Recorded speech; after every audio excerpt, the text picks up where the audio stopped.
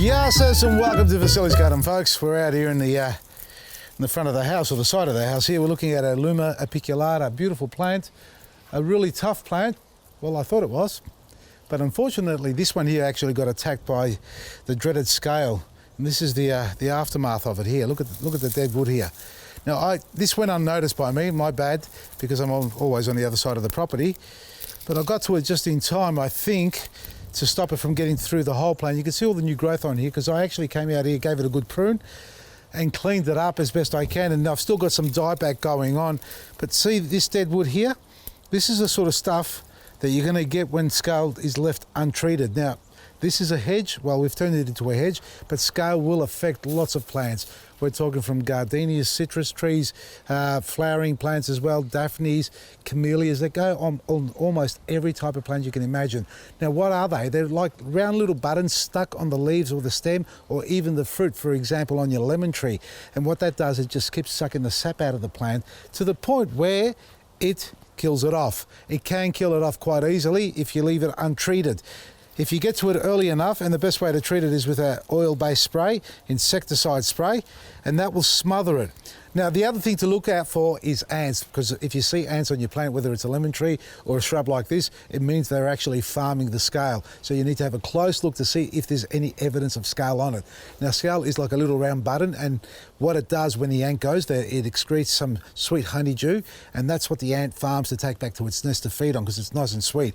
And what happens if left untreated for too long is you start to develop, or the plant starts to develop, sooty mold. And it's a black substance, a fungi that starts to develop, and that suffocates the plant. And that's what you've got to be careful of, especially on lemon trees. Now, I'm talking about our Luma apiculata, and we've got dieback here, and that can happen to almost any plant. You'll see a discoloration happening and a blackening of the stem and the foliage. Now, when you do spray it with an eco oil or an oil-based spray, it will stop the insect. And the best way to know if it's actually worked is to actually find an insect on there, the scale itself, and use the backside of your nail and squash it. If it's alive, it'll bleed, but if it's dead, it'll just turn to powder. And that's how you can tell. But as far as the sooty mold, you'll need to actually wash the plant with a little bit of soap. So we're talking about a dishwashing liquid, 1 or 2 drops in a litre of water, spray it on the plant and then hosed off. And that way you get rid of the sooty mold on the plant as well. And in the case of a hedge, now, if I could show you another spot here. So this is all dieback. Now, we haven't lost all the wood. We've still got some green going on there. So that will push through. As you can see, it's already starting to grow through here again. And we've got it on top as well. But if you don't clean it up, you'll find that there will be no new growth. Let me find a spot for you. Just over here, have a look at this. See the wood here? So this is all dead wood. This all has to come out. If you don't get rid of all this, you won't be able to get any new growth, or the plant won't be able to push through efficiently. It'll actually hinder the growth that you want it to come through. So we've got to cut all this wood off. That's not bad.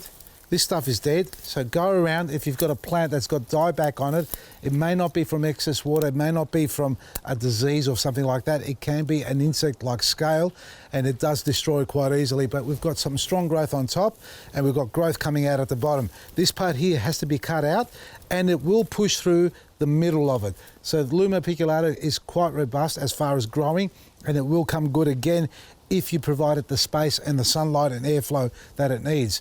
So what you need to do to control scale is to prune them first, clean them up properly, then spray them with an oil-based spray, and use a soap-based spray as well, so something like a dishwashing liquid to clean it up properly. Now, scale does come in different sizes and shapes. There's soft scale, hard scale, there's brown, red and black scale as well. So they are varying in colours and shape and sizes. So look out for them. They're little like buttons or button-like little creatures that don't walk, and they do cause a lot of damage to your plant if left untreated.